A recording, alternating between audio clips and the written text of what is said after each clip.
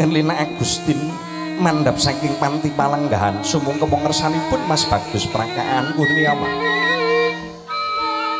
Pralampita dene panjenenganipun Mas Bagus Prakaan Kurniawan satunggaling satriya agung ingkang mangka labuhan gesangipun Ora Rayu Erlina Agustin. Kakang Mas ngaturaken sembah sungkem pangabekti kula mugi kunjuk. Namung jengandiku ingkang saged dados katresnan kula. Namung jengandiku ingkang saged dados lelabuhan gesang kula Kakang Mas.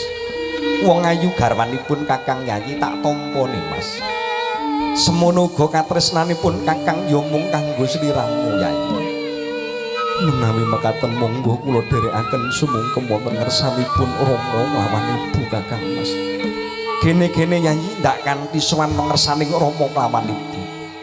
Ning pusakaku iki lolosen dhisik wong ayu ampinang Kakang iki lolosen dhisik awit putra ki yen sowan ngersaning Rama lawan Ibu datan